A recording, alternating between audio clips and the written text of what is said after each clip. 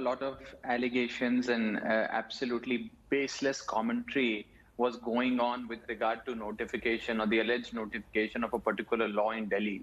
Our repeated argument was that, look, we do not support these laws, but as far as the implementation of a law proposed by the union, passed by the parliament is concerned, it is not within the remit of the state to decide on the implementation or on the non-implementation of a law. And therefore, it wasn't in our hands, it's not done by us.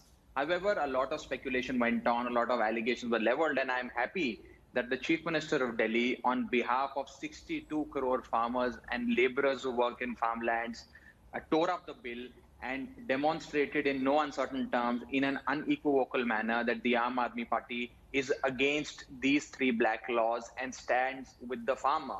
Now, we have been demanding certain answers from the Bharatiya Janata Party-led government.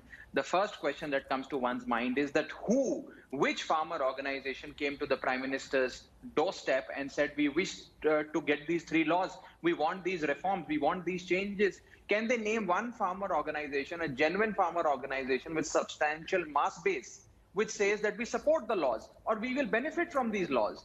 Unfortunately, these laws have been put in motion without consultation with the farmers. They go Raghav Chadha challenging you to name one serious farmer union before these laws came, said they were in support of your reform package. Yes, let me tell you that I was part of bureaucracy for 24 years. I was Joint Secretary in the Ministry of Rural Development, and I know how bills are placed in the Parliament.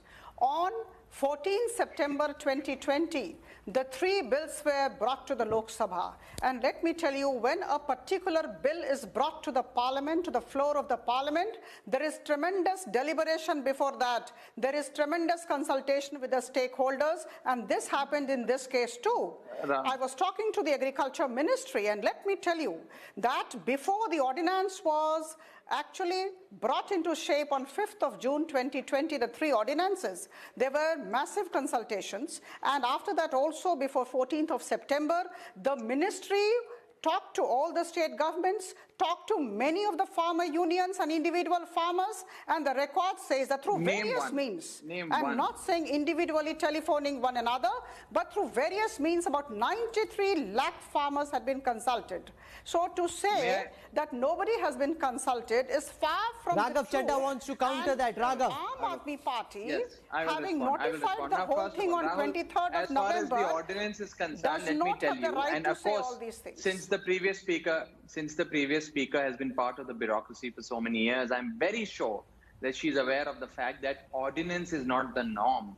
Ordinance is the exception to the norm. You bring in ordinances when there is an urgent pressing. Let me just finish. We were discussing something else. We are discussing about stakeholders consultation. Look, Rahul, okay, one second. Parajita, you've spoken, you made a point. Now let Raghav respond. I'll come back to you. Let's have a sensible debate.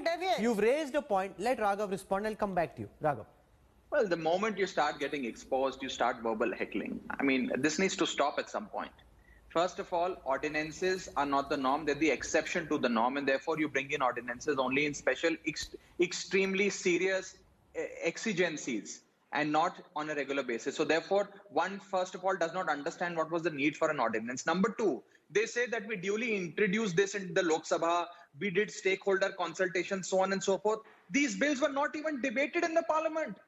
The parliamentary procedure was not followed. This bill was not even sent to the standing committee after several MPs in writing wrote to the chairperson of the Rajya Sabha that please send this to a standing committee, put a time-bound discussion so that the provision of the bill can be discussed threadbare. The entire procedure of legislation as well as parliamentary procedure was completely destroyed by this government, and they had this tearing hurry to notify the law. And now, what are the consequences, Rahul, of these laws? You see as a consequence that lakhs and lakhs of farmers are protesting, are doing an andolan at the border, and not one minister has gone to the border. I challenge the agricultural minister, since he's been passing sweet sermons on a daily basis and writing 8-page love letters to the farmers, to go to Singhu border, try spending one night in the open sky at 3 degrees Celsius temperature, and he will understand the plight of the Indian farmer. Now, what happened yesterday, Parajita, was when Narendra Tomar went in his own area,